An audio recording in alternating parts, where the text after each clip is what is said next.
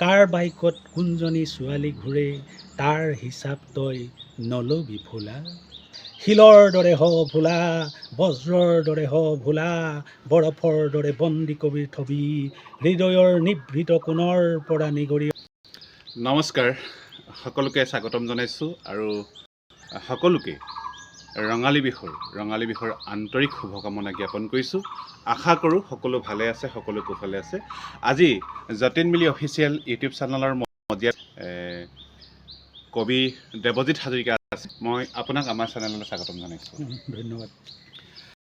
সাম্প্ৰতিক সময়ৰ বিশেষকৈ ছ'চিয়েল মিডিয়াত এটি চৰ্চিত কবিতা কবি দেৱজিৎ হাজৰিকাৰ কলমেৰে নিগৰি সৃষ্টি হোৱা এটা বহু চৰ্চিত এটি কবিতা, ভোলা তই দুখীয়া ঘৰৰ ল'ৰা।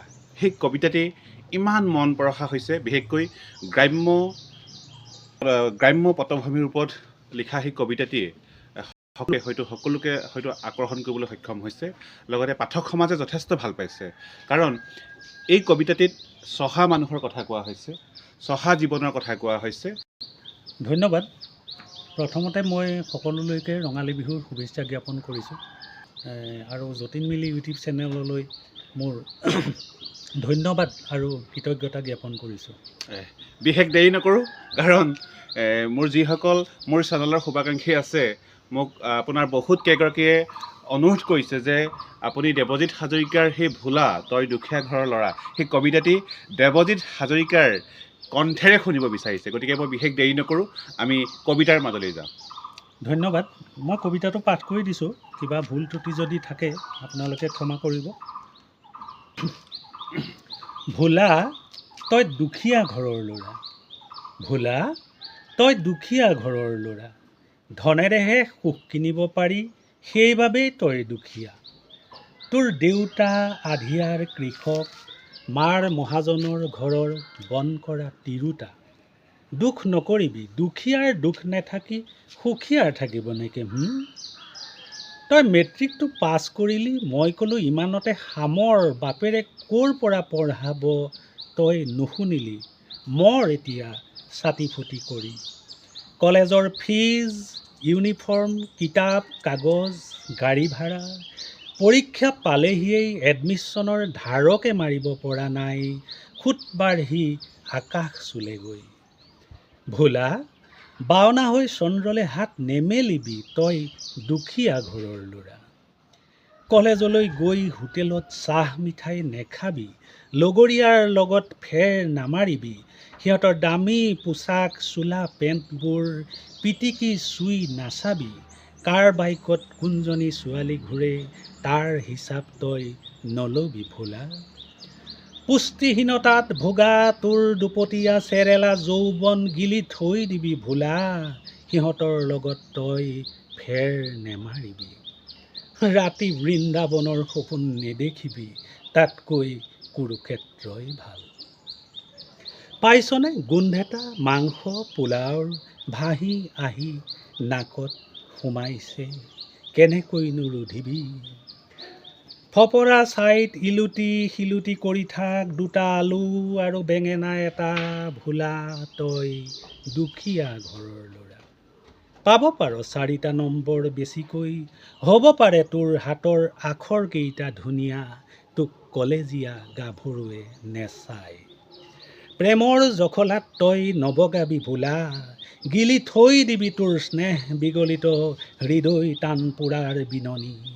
শিলৰ দৰে হ ভোলা, বজ্ৰৰ দৰে হ ভোলা, বৰফৰ দৰে বন্দী কবিৰ থবি, হৃদয়ৰ নিভৃত কোণৰ পৰা নিগৰি অহা, তোৰ নিষ্পাপ প্ৰেম স্বপ্নশ্ৰুত জলাধাৰ, ৰসনা তৃপ্তি ইচ্ছা ভোলা তই দুখীয়া ঘৰৰ ল'ৰা।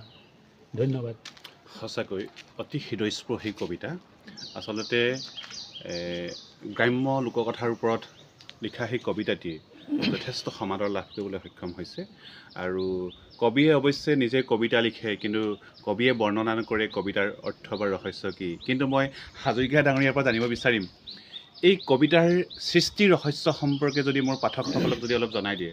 কৈছে মানে কি হয়, মানুহৰ এটা সমাজৰ পৰা বহুতখিনি কথা মানুহে শিকে আৰু কবিতাৰ ক্ষেত্ৰত বিশেষকৈ এটা স্পৰ্শকাতৰ এটা মন এটা মানুহৰ থাকিবই লাগিব। আৰু তাৰ উপৰি আমি শিকি গৈ আছোঁ কবিতাই একচুৱেলি কথাবিলাক কেনেধৰণে কয়, কবিতাৰ ভাষাটো কেনেকুৱা। এনেই সাধাৰণ কথিত বা গদ্যাকাৰ যিবিলাক কথন সেইবিলাকতকৈ সুকীয়া নেকি, ঠিক তেনেকুৱা ধৰণে আমি কিছুমান ধৰি লোৱা চিন্তা চৰ্চা কৰি আছোঁ। তাৰ পৰা কিমানখিনি আগবাঢ়িব পাৰিছোঁ বা কিমানখিনি আগবাঢ়িব পৰা নাই সেইটো ৰাইজে বিচাৰ কৰিব। কিন্তু কবিতাৰ ক্ষেত্ৰত মানে বহুতকেইটা তোমাৰ মানে ইংৰাজীত ক'ব গ'লে ফেক্টৰ থাকে। তাৰমানে ভাল কবিতা এটা সৃষ্টি কৰিবলৈ এজন মানুহৰ এটা নিৰ্দিষ্ট দিশৰ পৰা তুমি মানে কবিজনে চালে নহ'ব যে মই এইটো চাম এনেকৈ লিখিম। তেখেতৰ ভিন্ন দিশৰ পৰা এখন বা নাটক এখন চিনেমা এখন হওঁতে তাত বিভিন্ন ধৰণৰ তোমাৰ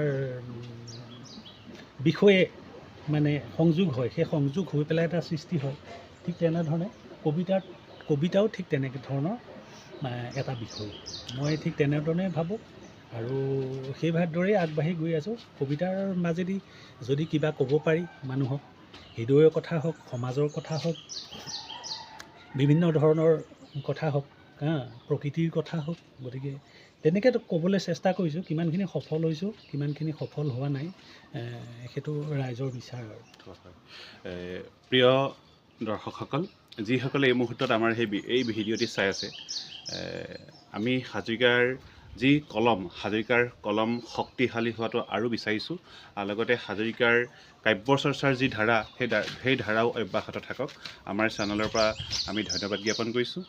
আৰু যিসকল বন্ধুবৰ্গ এই মুহূৰ্তত ভিডিঅ'টি চাই আছে, আপোনালোকে যদি হাজৰিকা ডাঙৰীয়াৰ ভোলা তই দুখীয়া ঘৰৰ ল'ৰা এই কবিতাটি যদি আপোনালোকে যদি ভাল পাইছে, আপোনালোকে লাইক কৰিব আৰু কমেণ্ট কৰিব নাপাহৰিব। লগতে ভৱিষ্যতে এনেধৰণৰ ভিডিঅ' পাই থাকিবলৈ হ'লে আপোনালোকে যতীন মিলি অফিচিয়েল ইউটিউব চেনেলটি ছাবস্ক্ৰাইব কৰিব নাপাহৰিব।